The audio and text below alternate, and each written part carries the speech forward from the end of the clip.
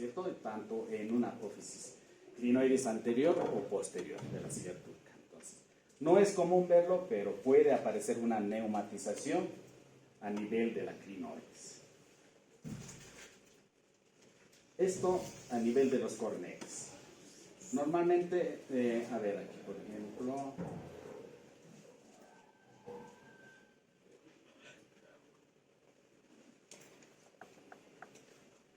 aquí estamos viendo un etmoides que está bien rectito, al lado están las celdillas etmoideas, porque estos son los esfenoides, ¿no es cierto? Pero a nivel de los etmoides aquí no presenta ninguna variación. A cada lado están bien formaditos todas las cavidades de etmoides. Pero ya en una variante anatómica ya no vemos así. Inclusive vemos aquí una desviación a nivel de los etmoides, pero que pertenece al cornete medio, ¿no es cierto? Aquí, por ejemplo, vemos también una neumatización, lo que decíamos, a nivel de los cornetes, en este caso el cornete medio derecho, vemos una neumatización grande o un poco más lateralizado también. Igualmente podemos ver otro tipo de más neumatizaciones a nivel de los cornetes superiores. Entonces, cuando nosotros nos referíamos a cornete, normalmente no debería presentar una neumatización, ¿no es cierto? Pero como variante anatómica sí puede presentar esto. O puede también presentar una especie de desviación, en este caso, al lado izquierdo. Eso es una variante anatómica a nivel de los cornetes. A nivel de los etmoides, aquí también está bien formadito. Aquí vemos los cornetes sin ninguna variante anatómica, pero sí vemos, ¿no es cierto?, unas celdillas pequeñas, que son varias, ¿no es cierto? Y aquí también vemos unas celdillas que son grandes. Entonces puede haber este tipo de variaciones. Y con los estudios también con cortes finos, esto se puede ver si realmente hay una conexión o no con la fosa nasal. Y aquí también, ¿no es cierto?, que tienen sus nombres por quienes lo han descubierto, por eso vienen con sus nombrecitos, pero normalmente las variantes anatómicas van a ser neumatizaciones en huesos que no deberían presentar, pero que no necesariamente son patologías.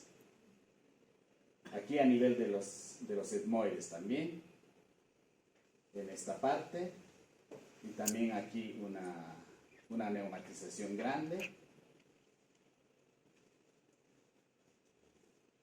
porque prácticamente aquí, a nivel de los etmoides, deberíamos tener varias celdillas, ¿no es cierto? Pero puede presentar celdillas grandes de esta manera. A nivel de la esfenoide es lo mismo, ¿no es cierto?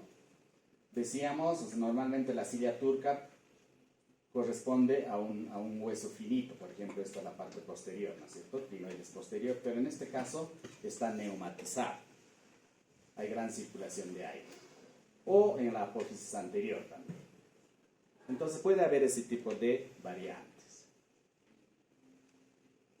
Más de las variantes a nivel de la esfenoides. Vemos, por ejemplo, esta parte que representa el tejido óseo. Entonces puede haber ese tipo de variantes. Más neumatizaciones a nivel del seno esfenoidal. Pequeñito, totalmente cerrado, tipo precelar, porque está antes de la silla turca, ¿no es cierto? Puede haber también de tipo celar. Esta parte sería todo lo que es la silla turca, pero prácticamente está a la altura de la silla turca, por eso es tipo celar. Y puede haber posterior a la silla turca, que prácticamente esto abarca casi hasta la parte posterior de la silla turca, pero lo clasifican así. Entonces, las cavidades están variando, no van a ser totalmente uniformes. Entonces, a esto se le denomina como variantes anatómicas. O esto, por ejemplo, está totalmente cerrado, o hay una parte que está subiendo, todo lo que tiene que ver a la parte donde pasa el nervio óptico. Entonces, hay ese tipo de variantes.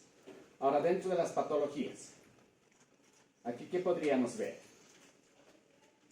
¿Esto qué corte es? ¿Qué ventana sería? Ventana ósea, ¿no es cierto? ¿Y aquí qué vemos algo de anormal?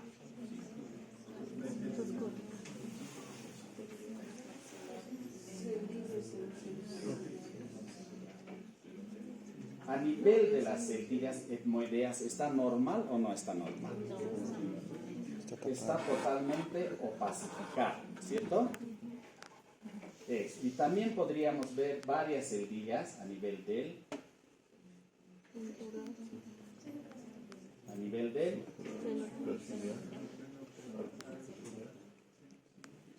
senos frontales en el lado izquierdo, ¿no es cierto?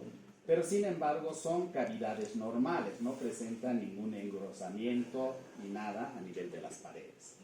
Y a nivel de los senos maxilares